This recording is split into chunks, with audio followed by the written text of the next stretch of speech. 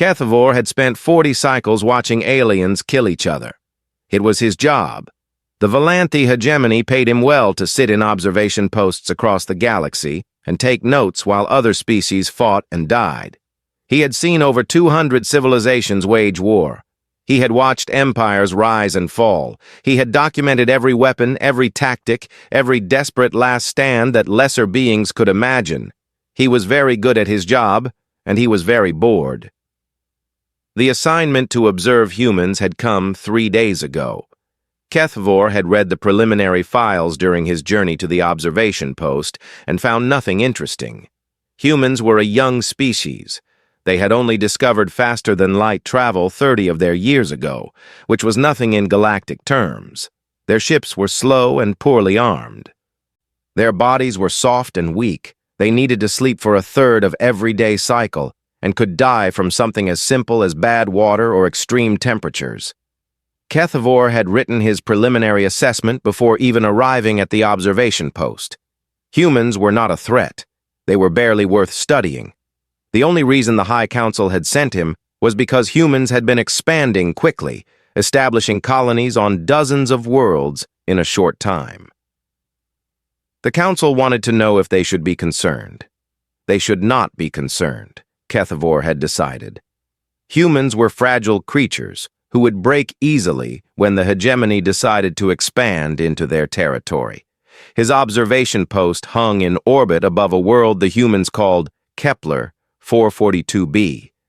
It was a small planet with thin air and cold temperatures, but the humans had built a colony there anyway. 12,000 of them lived in a settlement they had named New Haven. They had farms and schools and hospitals. They had families and children and elderly people who sat in the sun and told stories about Earth. HFY thought it was pathetic. These creatures had traveled across the stars only to recreate the same simple lives they had left behind. They had no ambition, no vision, no understanding of their place in the cosmic order. He activated his long-range sensors and began his observations. The colony's leader was a man named Jake Morrison. HFY pulled up his file and found nothing impressive. Jake was 53 years old. He had served in something called the Earth Defense Forces for 20 years before retiring. He had come to the frontier seeking quiet and peace. He had a wife who had died 2 years ago and a daughter who lived on another colony world.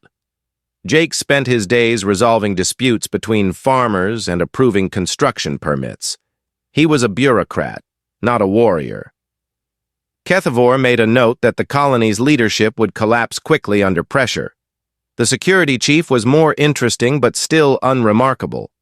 Her name was Katie Reyes, and she was only 28 years old. She had trained as a soldier before transferring to colonial service.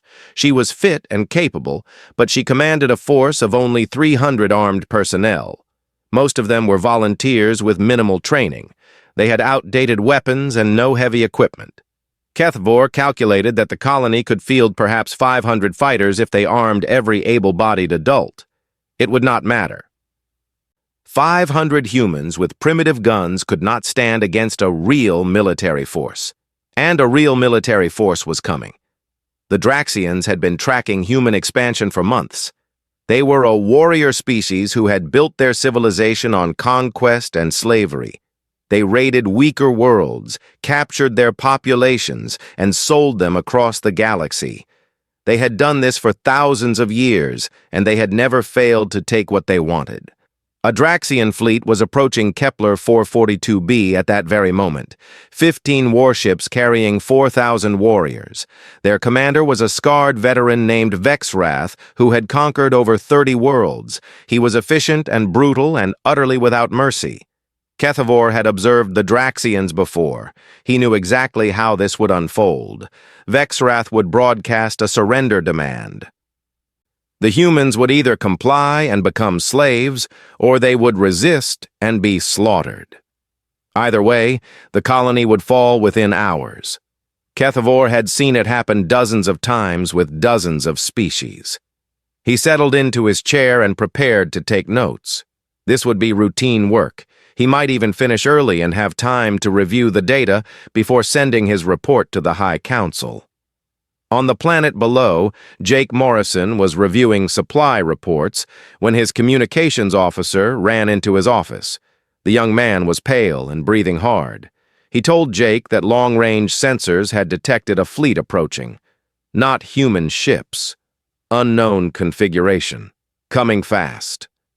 Jake stood slowly. He walked to the window and looked out at the colony he had helped build. Children were playing in the central square.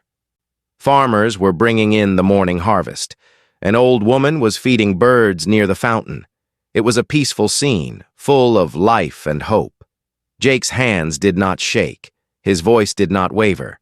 He simply nodded and told the communications officer to sound the alert. Then he walked to his quarters and opened a locked case that he had not touched in 3 years. Inside was a rifle that his grandfather had carried in a war on Earth long ago. It was old and scratched and had killed many enemies in its time.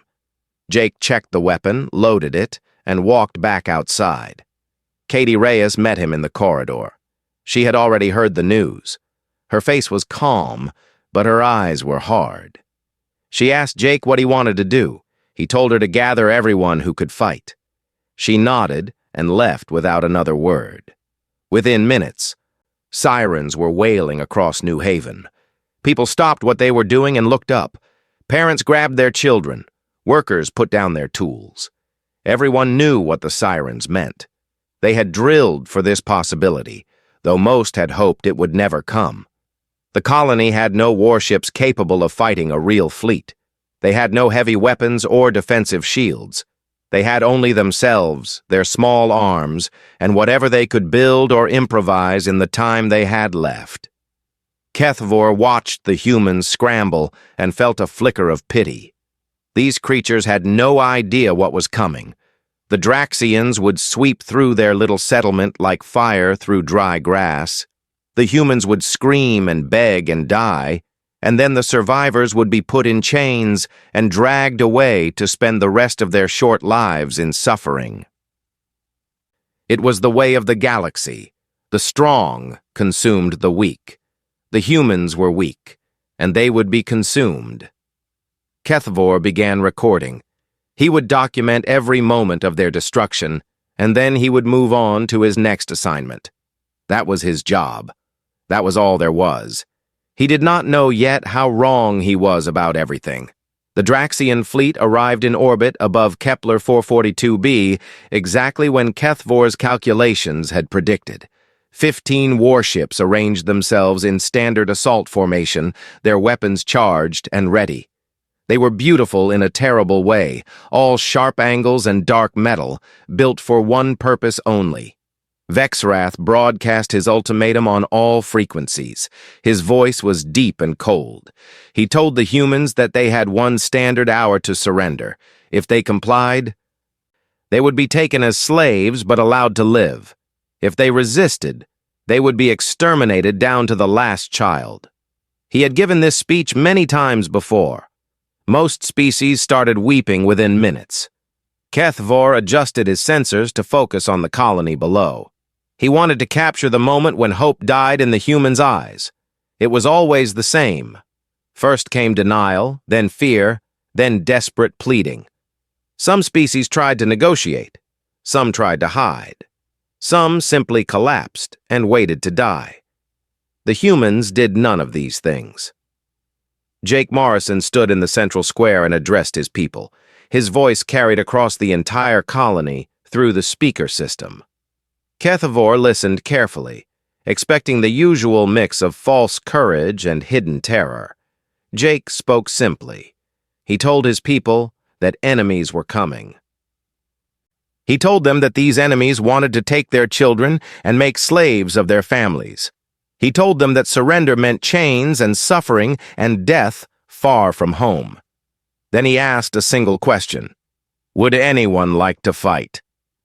Every hand in the colony went up.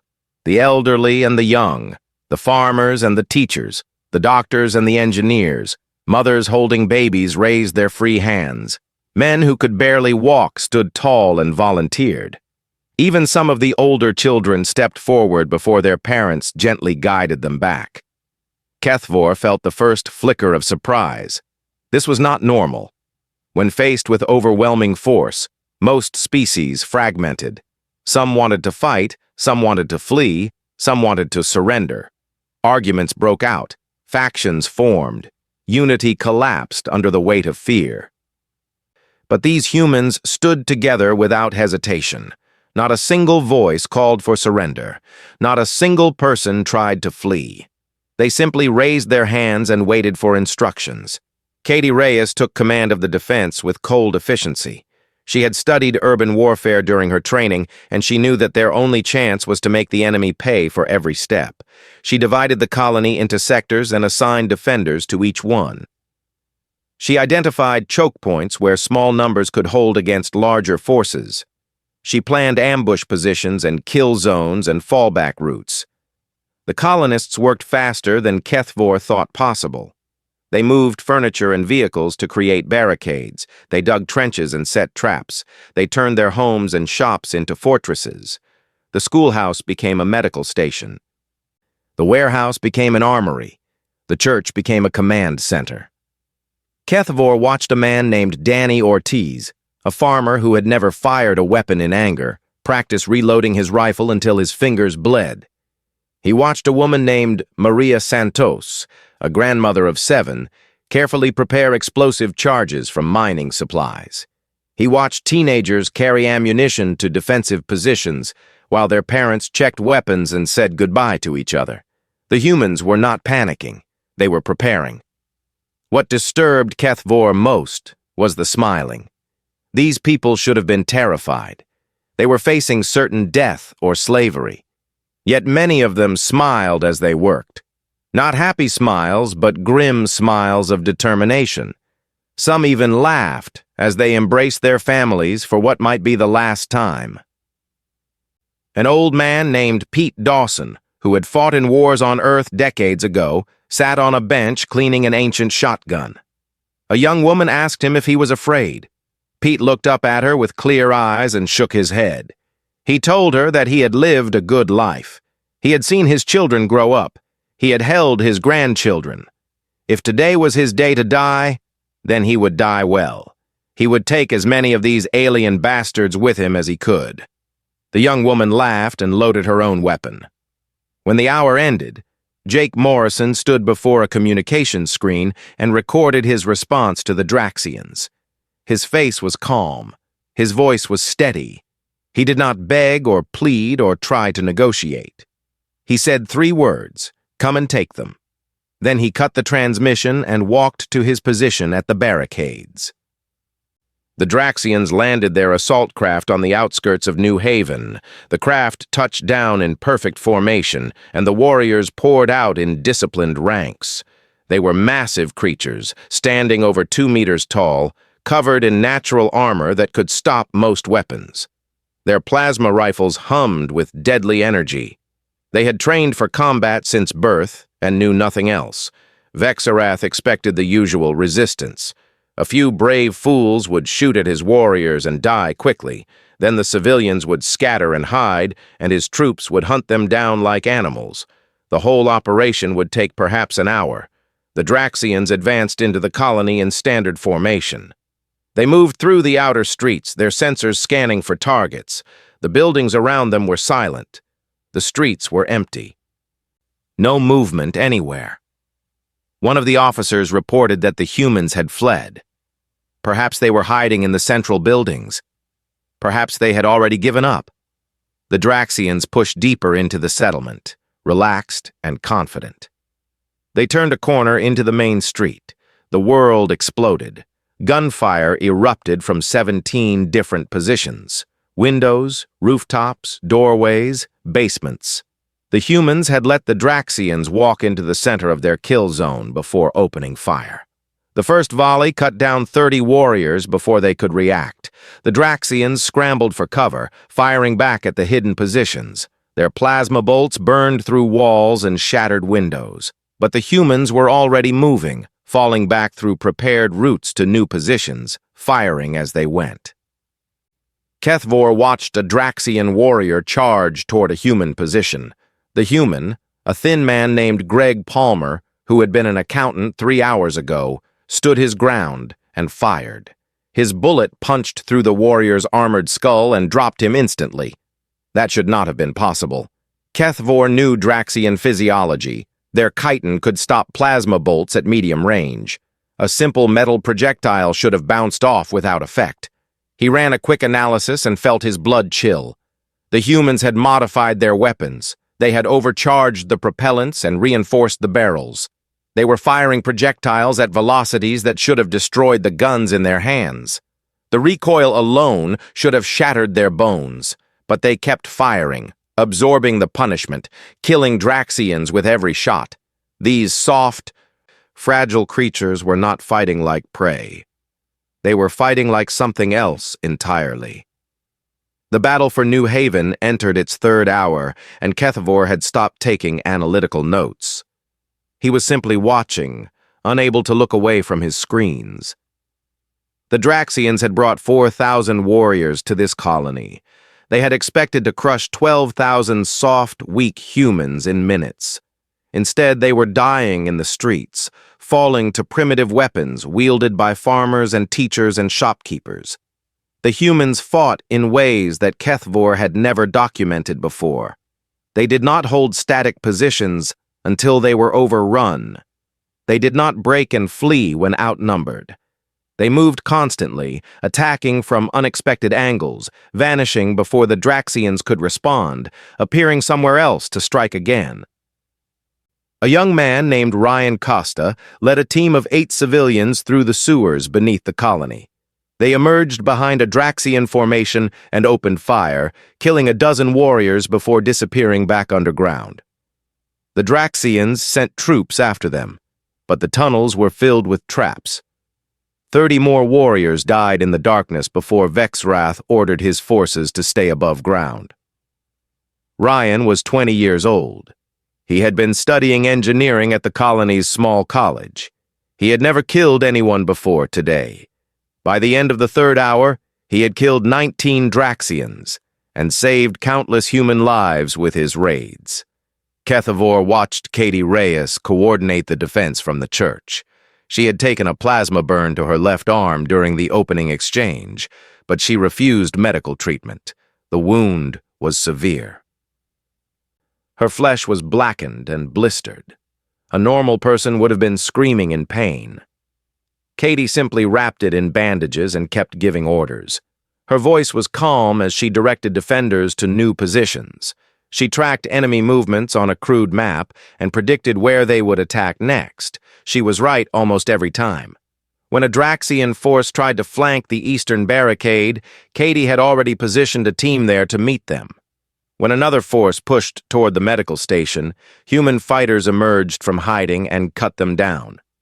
The Draxians were becoming frustrated. They had never faced resistance like this. The species they conquered usually fell apart under pressure. Their civilians cowered and their soldiers fled, but these humans did not cower. They did not flee. They stood and fought with a fury that bordered on madness. Vexwrath called for reinforcements from the ships. He sent another 2,000 warriors to the surface, more than doubling his ground force. The fresh troops pushed into the colony from multiple directions, overwhelming the human defenders with sheer numbers. The humans fell back to their secondary positions. They moved through buildings and alleys, firing as they went. Every corridor became a death trap. Every doorway held a defender who would rather die than retreat. An older woman named Beth Crawford, a retired nurse, held a choke point for 20 minutes with nothing but a hunting rifle and 2 pistols. She killed 11 Draxians before running out of ammunition. When they finally reached her position, they found her waiting with a knife. She wounded 2 more before they killed her. Kethvor noticed something in her eyes as she died. It was not fear. It was satisfaction. She had bought time for others to escape and fortify new positions. Her death had meaning, and she knew it.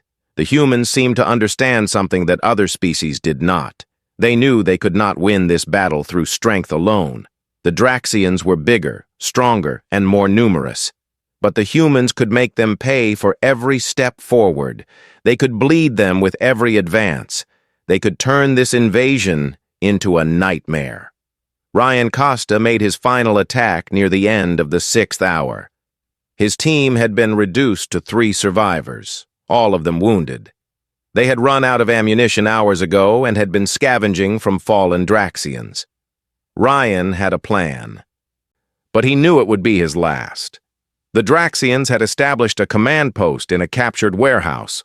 Officers gathered there to coordinate the assault and treat their wounded. It was the heart of their ground operation. Ryan led his team through the maintenance tunnels beneath the building, carrying every explosive they had left. They emerged in the basement, directly below the command post. Draxian warriors spotted them immediately and opened fire. Ryan's 2 companions fell, cut down by plasma bolts. Ryan kept running. Bolts burned past his head and scorched his back. He reached the support column at the center of the building and pressed himself against it. He triggered the explosives. The blast killed 40 Draxians instantly, including 3 senior officers. The building collapsed into rubble, burying dozens more. The shock wave damaged nearby structures and threw the Draxian assault into chaos for precious minutes. Ryan Costa did not survive. He had known he would not survive when he volunteered for the mission. He had smiled when Katie asked if he was sure. He told her that someone had to do it, and he was already wounded anyway. Might as well make it count. Kethavor sat in his observation post with his recording device forgotten in his lap. He had seen courage before. He had documented last stands across the galaxy, but he had never seen anything like this. These humans were not fighting to survive. They were fighting to hurt their enemies, to make them suffer, to leave scars that would last for generations. The Draxians captured the first district after 6 hours of continuous combat. They had expected to secure the entire colony in 30 minutes. Their casualties had already exceeded 500 dead and many more wounded. Vexarath stood among the bodies of his warriors and felt something he had not experienced in decades of conquest. He felt doubt. These humans were supposed to be weak. They were supposed to break. Instead, they had turned his invasion into a grinding horror that consumed his soldiers by the dozens. He looked toward the inner districts where the surviving humans had retreated. Fires burned in the ruins. Smoke filled the air. Somewhere in that hell, a few hundred civilians were preparing to fight to the last breath. Vexarath gave the order to continue the assault. He had come too far to retreat. His reputation would not survive abandoning a campaign against primitive colonists. He would crush these humans no matter the cost. But as his warriors advanced into the smoke and fire, Vexarath felt a chill run through his armored body. He was beginning to understand that the cost might be higher than he had ever imagined. The humans were not defending their homes anymore. They were hunting Draxians, and they were very, very good at it. The second day of the battle began with rain. Cold water fell from gray skies onto the ruins of New Haven, mixing with blood and ash to create rivers of mud that ran through the shattered streets. The Draxians had committed their entire ground force to the assault, and still the humans held. Jake Morrison had taken 3 wounds during the night fighting. A plasma bolt had burned his shoulder. Shrapnel had torn his leg. A Draxian blade had opened a gash across his chest. He refused to go to the medical station. There were others who needed treatment more than him. He wrapped his wounds with torn cloth and returned to the barricades with his grandfather's rifle in his hands. The humans had been pushed back to the inner districts. Their original force of 300 fighters had been reduced to less than 100. But those 100 were the hardest, the most determined, the ones who had survived the worst fighting and emerged with cold fire in their eyes. Katie Reyes was still alive, though she moved more slowly now. Her burned arm had become infected, and fever was spreading through her body. She ignored it. She had work to do. She had people to protect. She could rest when she was dead. The humans had learned to use everything as a weapon. They collapsed buildings onto advancing Draxians. They set fires that spread through entire blocks, forcing the enemy to fight through walls of flame. They poisoned their own water supplies, knowing the Draxians would try to use them. They booby-trapped their own dead, turning fallen friends into explosive traps. HFY watched a teenage girl named Amy Vance, barely 16 years old, lure a squad of Draxian warriors into a basement. She had told them through a translator that she wanted to surrender, that she would show them where others were hiding. The Draxians followed her down the stairs, already celebrating another easy capture. Amy led them to the center of the basement, where she had spent the previous night stacking every flammable material she could find. She looked at the warriors surrounding her and smiled. Then she struck a match. The explosion killed 8 Draxians. Amy did not survive. She had never intended to survive. Vexarath received the casualty reports in his command ship above the planet. His ground force had suffered over 2,000 dead and wounded. 2,000 of his finest warriors lost to a rabble of farmers and shopkeepers armed with primitive weapons. The other species under his command were beginning to whisper. How could the mighty Draxians struggle against such weak prey? He made a decision that would haunt him for the rest of his life. He ordered his ships to begin orbital bombardment of the colony. The first plasma strikes hit the outer ruins, turning rubble into glass. The Draxian warships rained fire from the sky, destroying everything in their path. Vexarath planned to level the entire colony and kill every human inside. If he could not conquer them, he would annihilate them. Jake Morrison watched the bombardment from his position and knew they had only minutes left. The Draxians would systematically destroy every building until nothing remained. All their fighting, all their sacrifice would mean nothing. Then he heard the sound of engines. 5 small ships rose from hidden hangars on the edge of the colony. They were patrol vessels, barely armed, designed for cargo runs and light escort duties. They had no weapons capable of threatening a Draxian warship. Their pilots were civilians who had been flying supply routes a week ago, but they were flying now, climbing through the rain and smoke toward the enemy fleet. HFY's sensors tracked the human ships as they gained altitude. He calculated their trajectory and felt confusion. They were flying directly toward the Draxian formation. They had no weapons that could penetrate warship armor. What were they doing? The lead pilot was a man named Scott Ellis. He was 35 years old. He had a wife and 2 children in the colony below. He had kissed them goodbye that morning and told them he loved them. Then he had walked to his ship and begun the startup sequence. His co-pilot was a woman named Nicole Gray. She was 22 and had just earned her pilot certification 3 months ago. She had volunteered for this mission because she was the best pilot they had. She did not expect to see the sunset. The Draxian fleet opened fire on the approaching human ships. Plasma bolts streaked through the atmosphere, lighting up the sky like lightning. 2 of the human vessels exploded in the first volley. Their pilots killed instantly. The remaining 3 kept coming. Scott Ellis pushed his engines beyond their rated limits. Warning lights flashed across his console. The hull groaned under the stress. Nicole sat beside him, her hands steady on the controls, her face calm. They reached the Draxian formation and split apart, each ship targeting a different warship. The Draxians poured fire into them, but at close range, the small ships were hard to track. Scott's vessel took hit after hit, losing systems, trailing smoke and flame. He aimed his ship at the nearest bombardment vessel and activated the emergency reactor overload. The explosion was visible from the surface. Scott Ellis and his small patrol ship became a ball of nuclear fire that engulfed the Draxian warship completely. The larger vessel's shields failed under the massive energy release. Its hull cracked and broke apart. Secondary explosions ripped through its decks as ammunition and fuel ignited. Nicole Gray hit her target 3 seconds later. Her ship was already falling apart when she triggered the overload. She thought of her parents back on Earth as the light consumed her. She hoped they would be proud. The third pilot, a quiet man named Luis Mendez, who had never spoken more than 10 words at a time, destroyed 2 warships with his sacrifice. His vessel had penetrated deep into the formation before detonating, and the blast caught a second ship in its radius. 3 human pilots, 5 small civilian ships, 9 Draxian warships destroyed.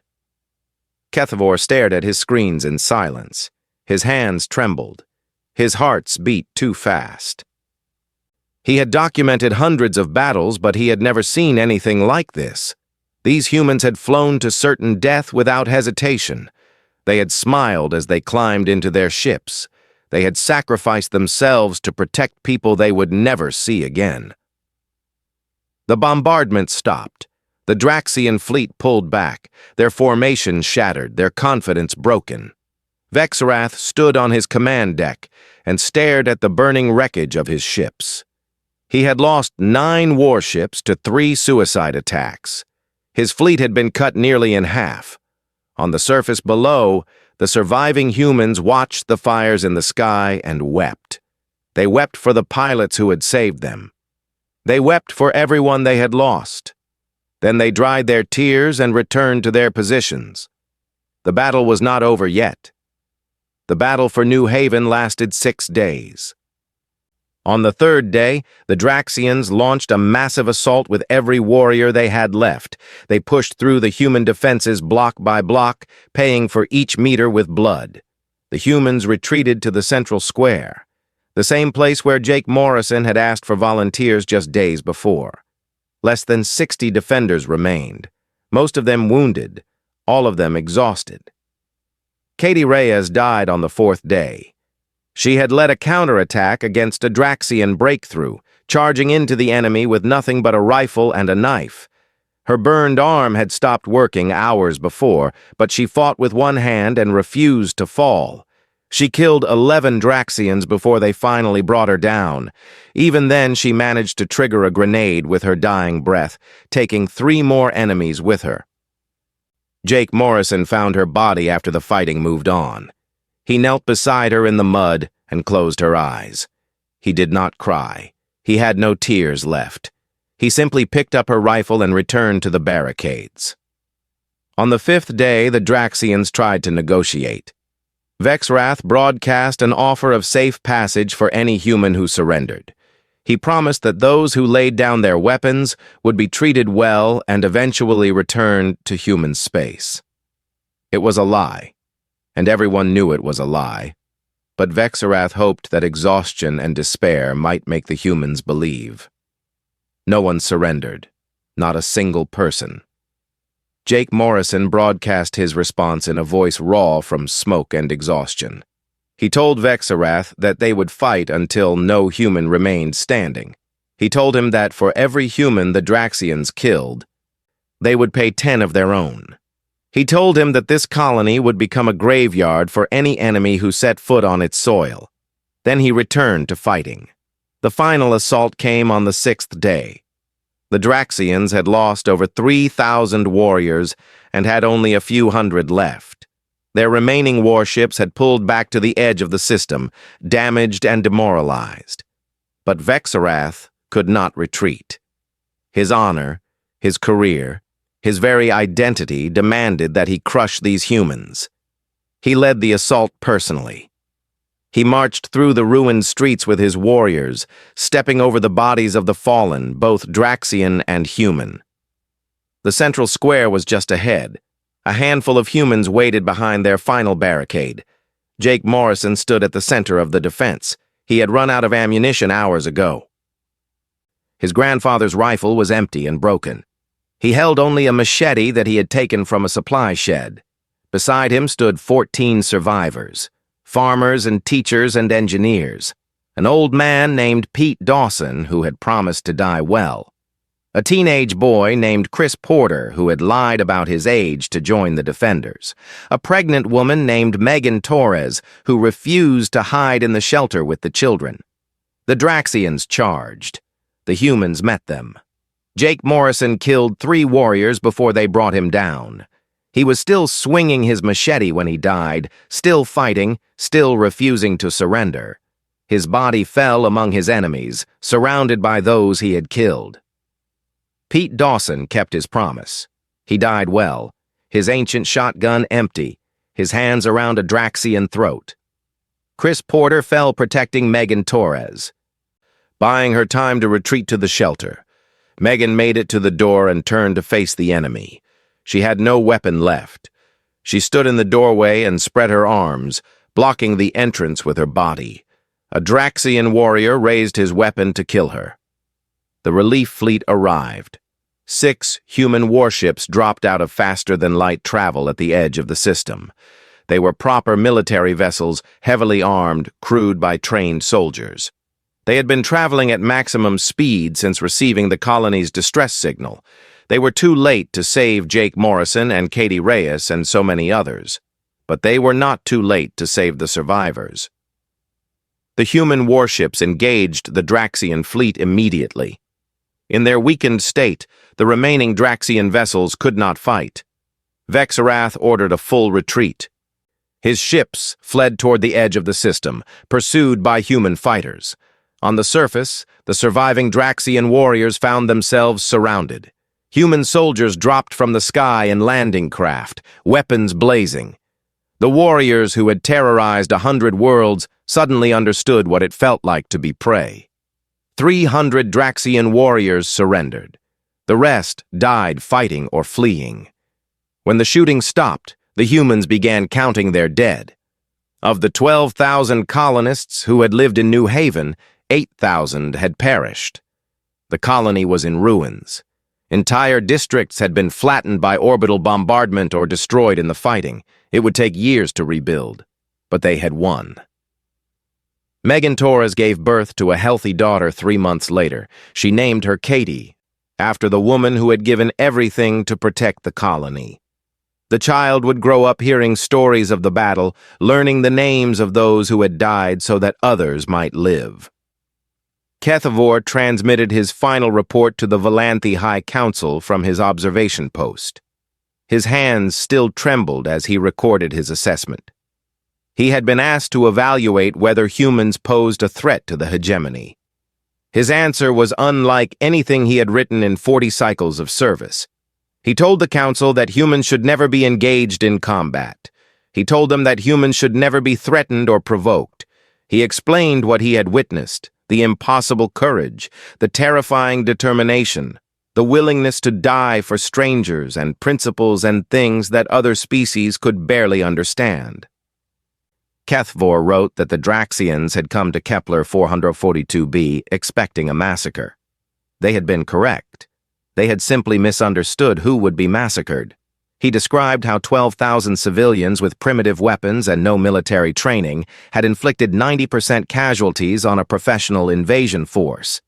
He described how humans had sacrificed themselves without hesitation, not in despair, but with calculated purpose. He described how they had smiled as they died, knowing their deaths would cost the enemy dearly. HFY concluded his report with a warning. Humans, he wrote, were not like other species. They did not fight to survive. Something in their nature compelled them to resist with a ferocity that defied analysis. They had spent their entire evolutionary history learning to kill anything that threatened them. They had faced predators and plagues and disasters that would have ended weaker species. And they had survived. They had always survived. They were not prey. They were not soldiers. They were something far more dangerous. They were survivors, and they would never stop fighting. HFY ended his report with a single request. He asked to be reassigned to non-human observation duties immediately. He had seen enough. The Valanthy High Council read his report in silence. They looked at each other across the chamber. And then, without discussion, they voted unanimously to establish peaceful relations with humanity. Some enemies were not worth making.